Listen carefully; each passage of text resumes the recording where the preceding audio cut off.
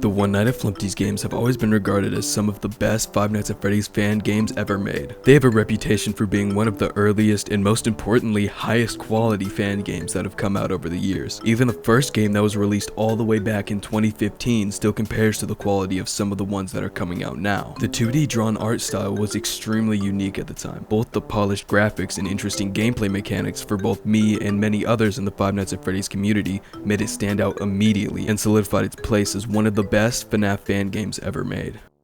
Now with all that backstory out of the way, what about the difficulty? How hard are these games really? Well, quality aside, they are decently difficult all things considered. Definitely nowhere near as difficult as, say, 5020 in UCN, but for most players, no matter the experience when it comes to playing FNAF games, they are gonna find some difficulty in them. After all, it's only one night, so you don't get much time to slowly learn the mechanics of each character and figure out how to deal with them efficiently. Another key feature is, as the night progresses, different and most often more difficult characters will start appearing. When I thought about what challenges I could do when it came to the One Night at Flumpty's games, there was one very obvious path that I could take. That being, just play all the hardest nights across each of the games, back to back to back, without dying.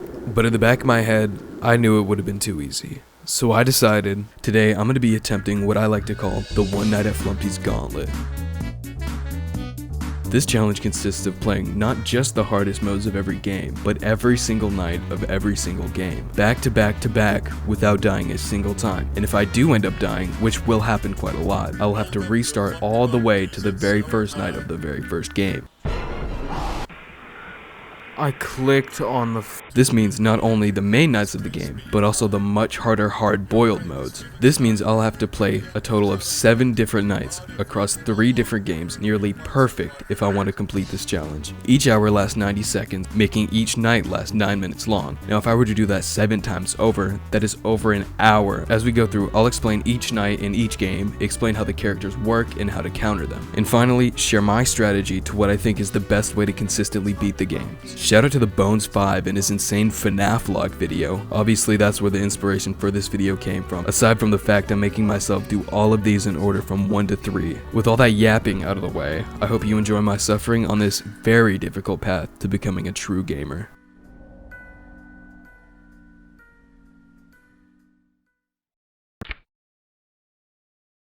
I woke up bright and early on day 1, more than ready to kick the shit out of this challenge and definitely be done on my first try. Okay, here we go. This is the first attempt at the One Night at Flumpty's Gauntlet, or whatever I called this. I actually don't know how hard it's gonna be. I did a little bit of testing and I was able to figure out some strategies within a few tries to beat it pretty consistently, because in this game, RNG, there isn't a lot of RNG, I'm gonna be honest, but skill, there is quite a bit of that, and that is the one thing I usually lack. Let's get started. First game. Obviously, those practice runs and strategies I was talking about weren't enough. While I did get past the normal night with just about no issue. Let's go. I died at around 3 AM to Birthday Boy Blam during hard boiled mode. Well, I thought he would have left by now. I guess not though. God damn. See, in the beginning of the night, the only active enemies are going to be Flumpty, Birthday Boy Blam, and the Beaver. That is, unless you're playing hard-boiled, to which the Red Man will also be active. Let's lay some groundwork for how we're going to get through this. Flumpty is both the easiest to combat as well as the hardest to predict. Flumpty, as is stated in the phone call, can transcend time and space and is coming after you. Basically, Flumpty can teleport anywhere. He can even appear directly outside your door. What makes him so easy to combat is that there's only 4 cameras he can appear in. Cam 1, 4, 2A, and 2B. And besides checking on the Beaver, you're already going to be checking on these cameras for the most part. To deal with Flumpty, the best way is to mainly focus your camera on him. If he moves from the camera you're watching, quickly flip through the cameras I mentioned, and if he isn't in any of them, check your left door. Flumpty has absolutely no sound cues or indicators of him moving, besides being able to directly see him. Unlike Flumpty though, Birthday Boy Blam has a very loud and obvious sound cue indicating every time he moves. He also moves in a very strict and straight path to your right door, meaning if you're paying attention, 10 out of 10 times you can predict when he's at the door as well as when he leaves, which will save you a ton of door power, on top of giving you more than enough space to monitor the other characters.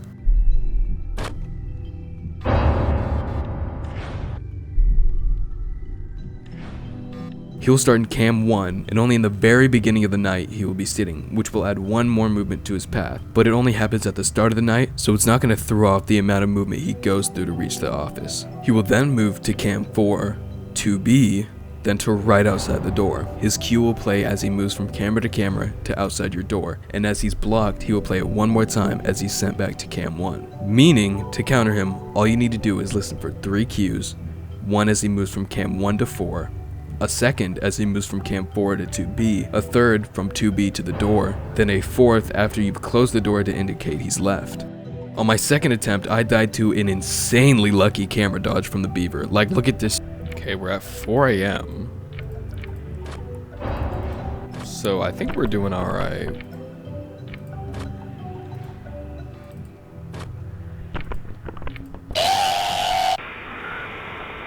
If you weren't able to follow along, basically, the beaver will sit in cam 6 reading his newspaper on the toilet. As time passes, he will put down the newspaper, and the toilet paper roll next to him will deplete once it's down to nothing but the roll. Once that happens, that indicates he's ready to attack, basically acting exactly as Foxy in FNAF 1 minus the cam stalling. Once he's ready to attack and enough time has passed, he will leave cam 6 and enter into cam 5, which when looking at cam 5 will toggle an animation of the beaver running down the hall to you, to which closing the door and waiting for the loud bang will stop him immediately and send him back to cam 6. Now with that said, looking at this clip, I really could not tell you what happened here. I flip up the camera to check on the beaver, and great, he's on his last stage, nothing wrong here. I just need to monitor the right hall, which I do before closing cams, as well as on the next camera flip. I then put down the camera for less than 2.5 seconds before checking the hall again to see absolutely nothing. But miraculously, the beaver still kills me, meaning that in that 2.5 seconds, the beaver both moved from cam 6 to the right hall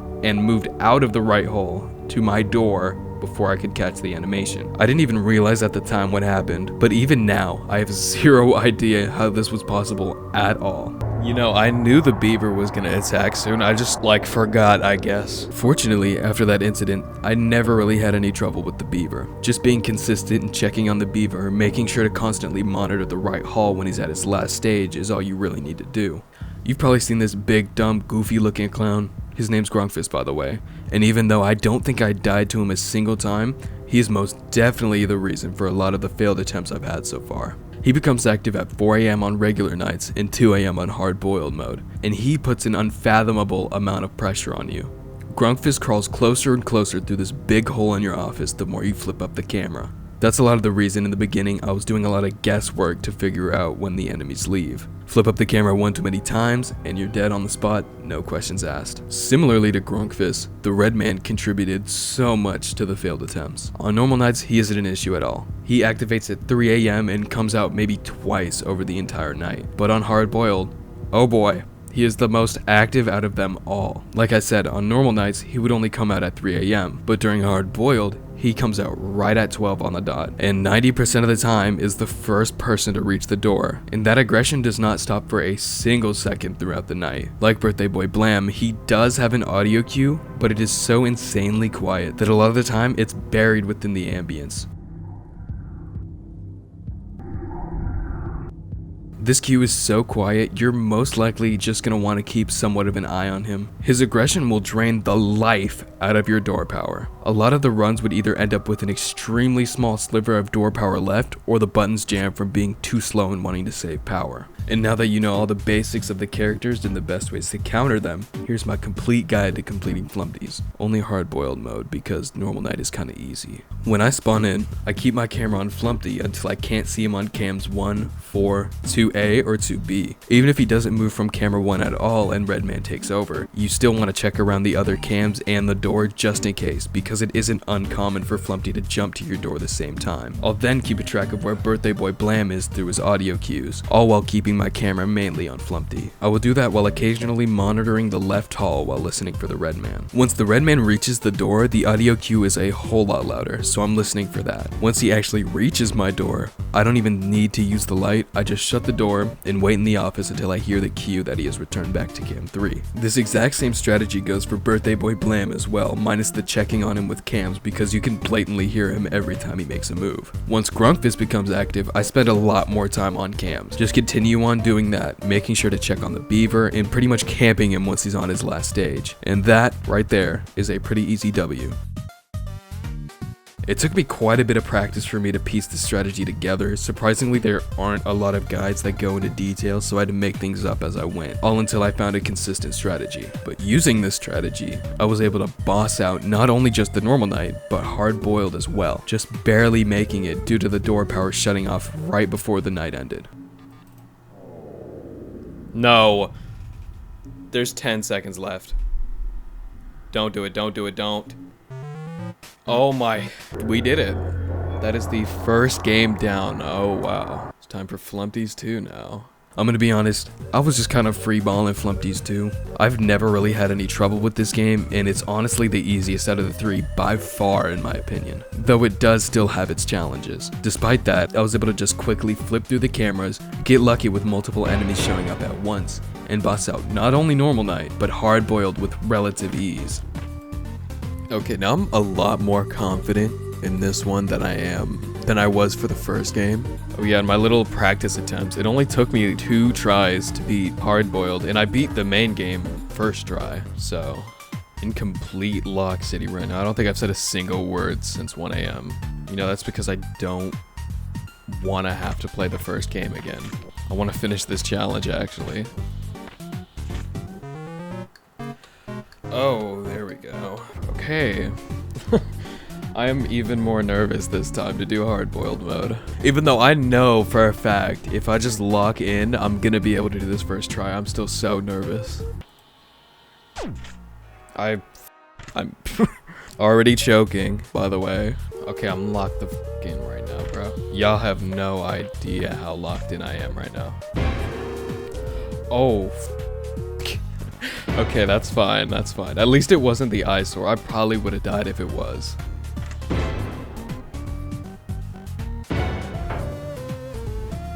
Little clown should be coming. Yeah, oh yeah.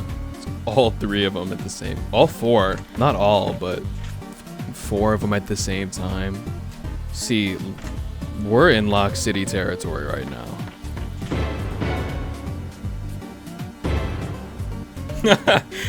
And oh my god, dude. I told you, Lock City territory. Dude, oh my god. The fact I completed 100 Flumpties 2 first try, both the normal and hard-boiled. Let's fucking go. After that, it was off to the final stretch. I had practiced Flumpties 3 more than any of the games. If I could get through this, I could be done in under 2 hours.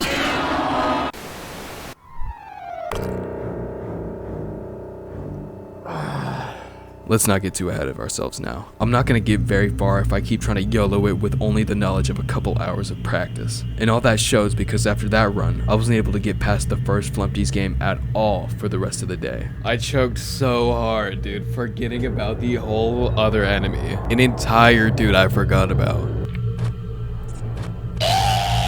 Bruh, I don't even care. God. I was just about to. This is gonna be the last attempt for today, at least. I don't have time for another attempt today, so I'm praying. I clicked.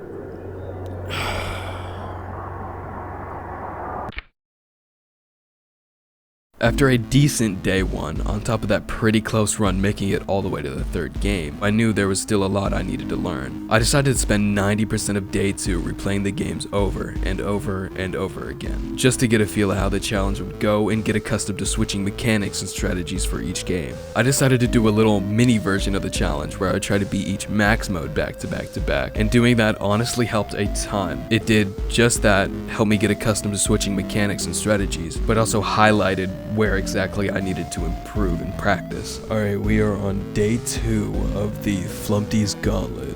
And initially I thought I would instead devote day 2 entirely on developing concrete strategies throughout all 3 of the games. And while I have been doing exactly that, it's like I thought before I just don't touch the game until tomorrow. I might as well get a few runs in just so I don't get rusty. So yeah, here we go. I must have been really tired, but when starting for day 2, I accidentally clicked on hard boiled instead of the normal night. and I somehow didn't notice until I beat it on my first try.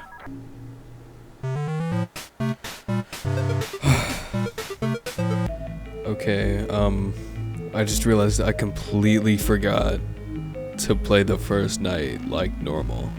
Well, guess we gotta do that again. And I did just that. After 4 attempts, but who's really counting? Soon enough, though, I locked the f in and got through the first game once more. Finally, we made it past the first game. So now would be a pretty good time to start explaining how the second game actually works. This game is most definitely the easiest out of the 3. During my initial testing, it took me 2 attempts to beat hard-boiled mode. Or maybe I'm just a goat, but I think it's just easy. This is because when you're being attacked, only 2 of the 7 characters will kill you immediately. The only way to defend yourself, though, is by using this silly little light switch in the middle of the room. Basically, as the song said, "Welcome one and all the Flumpty Bumpties, if your lights turned off, then you're safe. If your lights are on, then they'll come find you and rip you a brand new face." Basically, if an enemy enters your room with the lights on, this little exposure meter in the bottom right will fill up. Turning the lights off will stop that character from filling up the meter, and the less exposure you have, the better chance you have of winning, because the later the time, the more of them that'll show up. The speed in which the bar fills up is solely dependent on which character you're spotted by. Flumpty raises it the slowest out of everyone, then followed by Birthday Boy Blam, who raises it decently quick, but with good reaction time you can survive quite a few attacks. Then Grunkfist, who raises the bar pretty fast. It's hard to counter an attack from him, but it's most definitely possible. And finally, the Eyesore, because of his 20-something eyes, will kill you almost immediately. So if you're not in your office or constantly monitoring him when he attacks, it's pretty much game over. Then the Owl and Golden Flumpty, who won't raise the exposure meter at all and instead instantly kill you. Now that we got that out of the way, let's get on to the characters. Starting off with Flumpty, his behavior is pretty similar to how it was in the first game. He will teleport around the map with no set path and can teleport anywhere besides the vents. Obviously, this includes the door right in front of you. Fortunately, he is just as lenient as he was in the first game, and when he does appear in the door, he will show up with his hands over his eyes, giving you a second or so to react, and turn off the lights to keep him from raising your exposure. Even if you don't react quick enough, Flumpty will raise your exposure the slowest out of anybody in the game, meaning if he sees you for a few seconds, you're gonna be fine as long as you play it right. What I do to counter him though is flip through cameras 3, 6, and 5, optionally 2 as well, though I only do this if Grunkfist is active. And if he's in any of those cameras, I'll put the monitor down and brace for a Flumpty attack. If he doesn't after a few seconds, I continue on. Next up is Birthday Boy Blam. Once again, he acts very similar to how he did in the first game. He has a set path where he begins in cam 6, cam 3, cam 9, then to your door. He comes pretty quick and without warning, so you better keep watching him. A little side note, I had no idea he made any sound cues for most of the time I was playing this game, because on top of the music and the ambience that's constantly playing, it's just 5 times quieter than it was in the first game.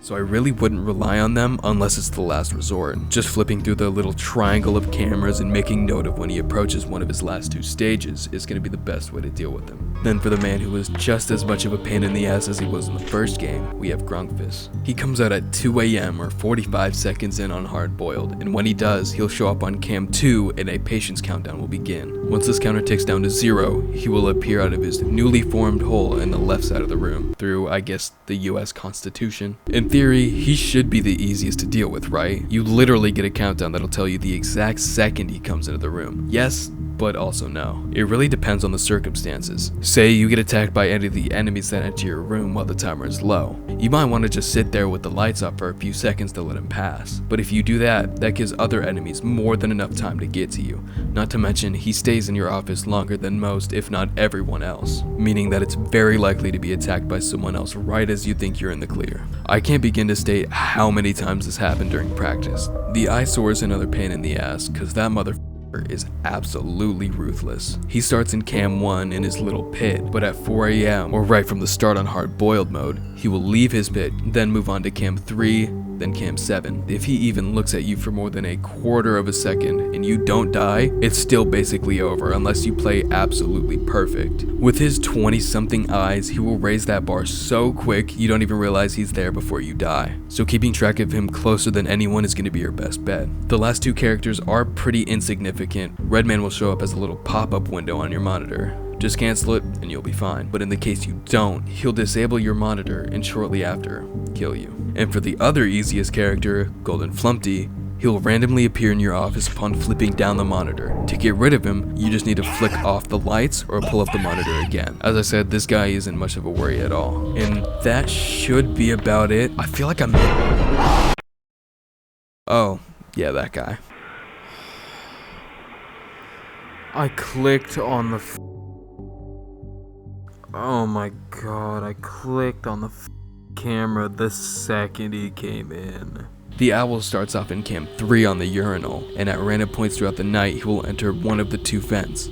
Just checking either vent to figure out which one he's in and closing it will work, though if he enters the office, as you've seen, it's just game over. Adding either cam 3 where the urinal is or one of the vents to the cameras you're constantly checking is a good way to deal with him. I would recommend just doing cam 3 just so you know as soon as possible when he leaves. Both Eyesore and Birthday Boy Blam show up in that camera as well on the way to your office, so it's just more useful. Now for my strategy in Flumpty's 2. What I do is right off the bat, close the vent to the right, just because it's easier for me to click on the camera and the vent button when they're both on the left. I will then flip through cameras 3, 6, and 7 to monitor Birthday Boy Blam's movements as well as to watch for when the Eyesore leaves. I'll also add cam 2 into that sequence even before Grunkfist comes out just to help myself get into that rhythm and keep mental notes on his patience counter. The patience counter goes down 30 ticks each second, meaning that if his patience was at, say, 900, you'd have 30 seconds before an attack. If you had 450 patience, you'd have 15. 150 patience, 5 seconds. You get what I mean. I'll pay attention to multiples of 15 because that's the shortest interval that my small peanut brain can remember and do the math for, but you can go with whatever's the easiest for you. Then for the ones that walk around and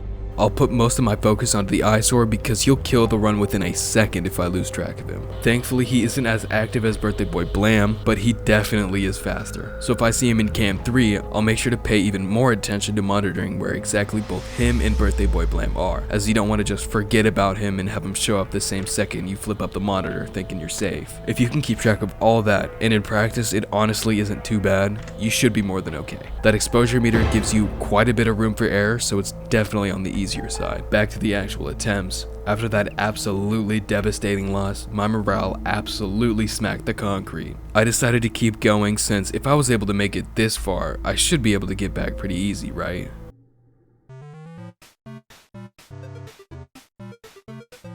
Honestly, I cannot be bothered to talk and commentate, so I think I'm just gonna lock in until I die.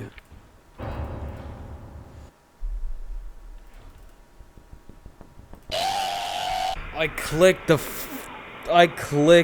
button. I wish I had my mouse cursor up so you could see me click that button. Maybe it was the lingering anger from the previous attempt or just how exhausted I was, but this death had me so tilted. Okay, I'm going one more time just out of spite at this point. And honestly, I should have just ended there. I was already fuming. I honestly probably would have started freaking the fuck out if I died to some shit like that again. Regardless, I started up another run. I made it past the normal night like it was nothing and was cruising through hardboiled with ease until...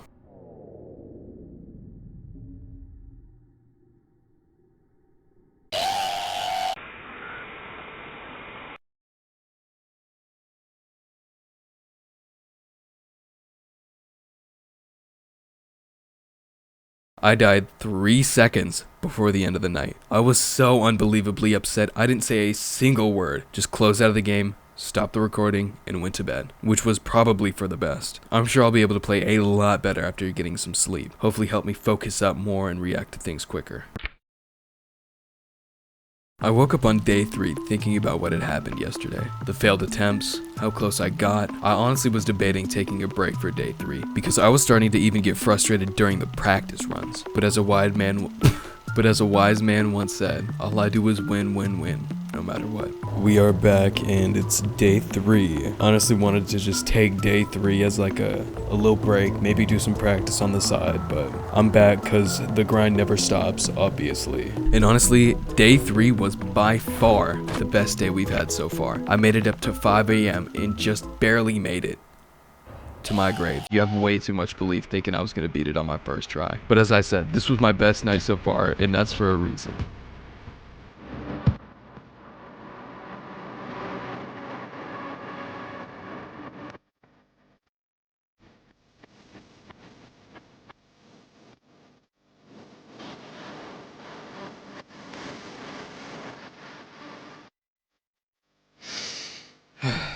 I'm not gonna get too hyped yet.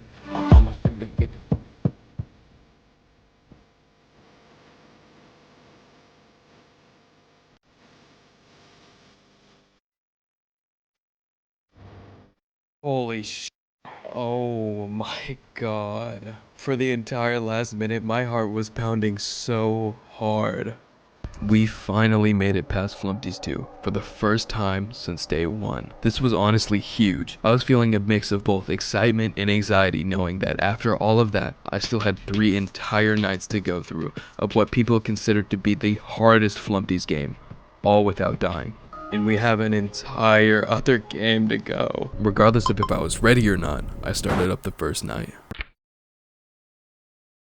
Now that we're finally back here, I think it's about time to start explaining how this one works. It looks very complicated, but trust me, the most difficult part about this was memorization of where everybody is. But before we get into what everybody does, let's check out our mechanics. There are 3 different rooms in our quote-unquote office, each of them serving a different purpose. Where you begin, in the middle, is where you're going to be spending most of your time. This is where most of the enemies are going to be coming from, as well as the only place you're able to check the cameras. To your left is a furnace. If you look in the bottom left, you can see a little temperature meter. This indicates how cold you are, and if you let this run out, you'll freeze and you won't be able to move or click on anything. Basically a death sentence. To counter this, all you need to do is head over to the furnace and wait for your temperature to rise back up. To the right is a vent. This is also where enemies can come through and kill you, though we'll get to that in a second. Starting off with Birthday Boy Blam, he works pretty much the same. He has a set path from cam 1 to cam 2 to cam 5 to the hall in front of you. To get rid of him, you're going to want to use the camera flashes you're given by looking down the hall and pressing right click. Unlike other games though, you don't at all need to track where he's going to be. All you need to do is check cam 5, and if he's there, perfect. Wait for him to leave and flash the hall. You can check cam 1 or 2 if you want to be sure of his location, and I'd honestly recommend doing this if you think he's in the hall but aren't sure, because you only get a limited amount of these camera flashes each night and there's no way to get any more. To throw a brick in this mechanic, we have Grunkfist, who is similar to Birthday Boy Blam, in which he has a set path to your office starting in cam 6, then 2, then 5, then the hall. Unlike Birthday Boy Blam though, if you flash him, instead of going away, he's just gonna kill you, no questions asked. Thankfully, the kill timer for when they enter in the hallway is more than enough time to check back through the cams and make sure he isn't in the hall. You don't need to monitor him much either. As long as you're checking cam 5 and paying attention to who is entering and exiting the hallway, you're more than good. Both of these guys are light work. The red man will appear in cam 4. He will inch closer and closer to his little fire portal, to which when he enters, he will guard the furnace, killing you if you look over at it. To counter him, just make sure your heat is topped up as much as possible, and don't go near the furnace once he's at his last stage where you can see him almost climbing into it. Once more, to give you another cam to look at,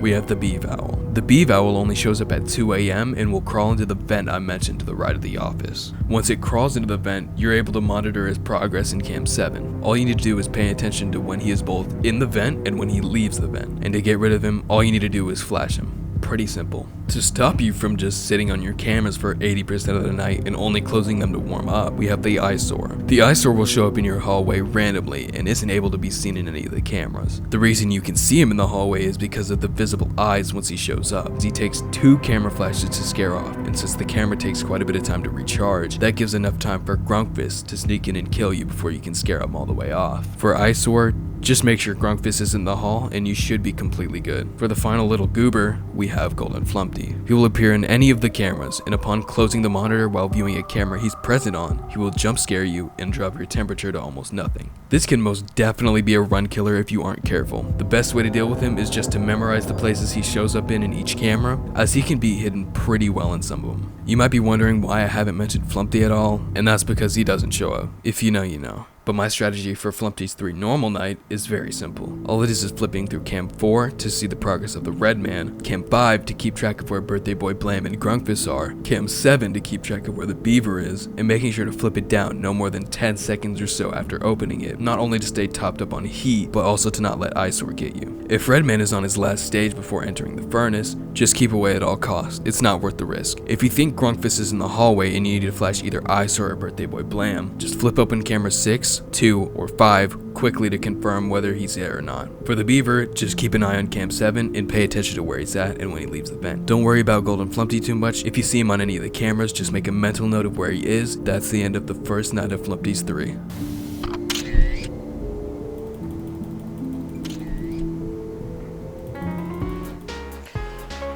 Oh. This is the farthest we've gotten so far. Holy. Oh my god. Oh my god. I need to calm down. I need to calm down. I was already getting excited. My heart was racing from the nerves, but I knew I needed to calm down. So far, this is the farthest we've gotten. And to be quite honest, I just wanted this challenge to end already. I had already sunk 5 days into this challenge. 2 days of research and practice beforehand, and the 3 days after we started doing runs. Flumpty Night, compared to a normal night, gets a bit tricky. You know how I mentioned that Flumpty didn't show up? It's because he has his own night in this game, and it's the hardest night we've played thus far. Flumpty Night functionally works pretty similar to the most part, with a few changes and a lot of additions. Firstly, wow. Now, all the enemies are replaced with different versions of Flumpty. I'll go through the ones that work pretty much exactly the same. Hall Flumpty replaces Birthday Boy Blam with no changes. Fireside Flumpty replaces Red Man with no changes. Fucking Animating Flumpty, and yes, that's the official name, replaces the B vowel. But instead of moving through the vent in stages, he charges through the vent and you must flash him as soon as possible. Lastly, Shadow Flumpty, which is kinda like Golden Flumpty, will appear randomly in any camera, and upon closing the monitor while looking at a camera he's present on, he'll begin to slowly appear in your office above the main hall the more you flip on cameras with him on it. You'll grow bigger and bigger before finally killing you. For the new characters, I'm starting off with Door Flumpty. He will appear in one of the 2 new rooms in front of you. He will start off as an egg cutout in one of the rooms before materializing into Flumpty and slowly making his way to one of the doors. The thing that makes this a whole lot more difficult and confusing is that randomly throughout the night, the rooms will switch places. Thankfully, there are big letters in the room that tell you which room it is, but it's still really easy to get mixed up. To deal with him, all you need to do is monitor the room he's in and wait for him to no longer be visible on the cameras, then activate the laser door on the corresponding side until he leaves. You'll be able to tell when he leaves as you'll turn back into a cutout in one of the rooms. So far, that's at least 4 cameras and constant movement to keep track of, but it only gets worse. All-Seeing Eye Flumpty works exactly the same as Grunkfist did in Flumpty's 2. At 2 AM, an exposure meter will show up in the bottom right of the screen, and he will appear in Cam 6 with the signature patience counter. Thankfully, he isn't nearly as brutal. Once the patience counter hits 0, he will appear in a hole in the US Constitution again. Thankfully, if you're in another room, like the furnace or vent room, he will wait until you return to the main room to attack. And since there's no one replacing Grunkfist, you can just flash the camera the moment you come back to avoid taking a lot of exposure.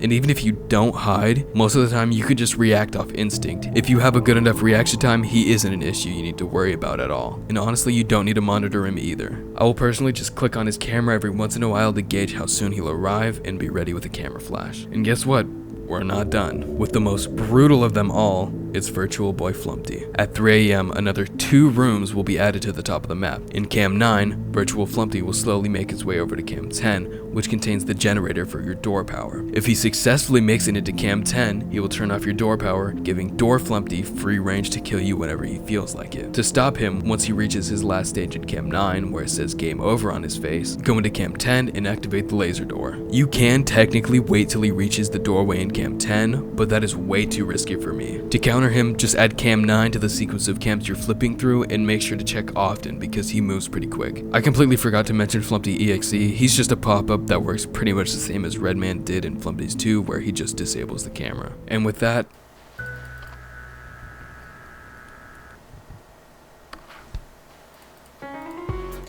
oh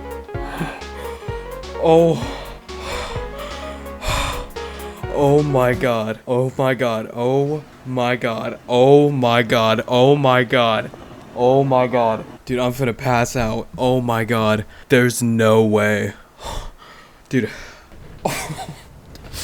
Come on. Dude, I'm getting lightheaded. I need to calm down. Oh my god. This was already surreal. I'd been working toward this for hours, and we were almost there. So close, but I still had so much more to go. I now have to beat the hardest night of any Flumpty's game, completely flawless, or I lose an entire hour of work just to start back to square one.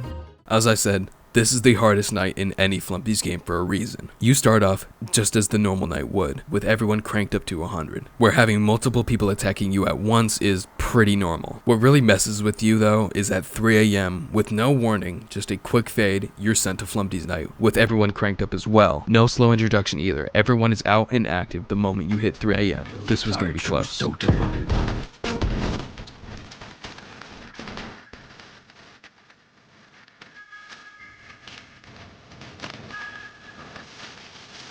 perfection. But all the thoughts in my brain head, I can think about it. So many chemicals in my head, I can find the balance. You see these empty faces for No, no, no, no, no.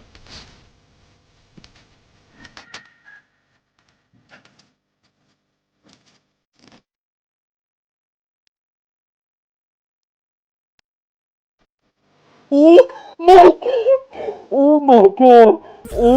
Oh my... There's no way! There's no way I did that. Oh my god. Oh.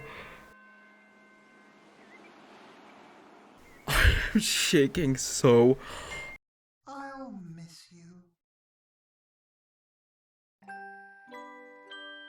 Dude, my mom just my mom just messaged me asking what's going on. This took me 3 entire days.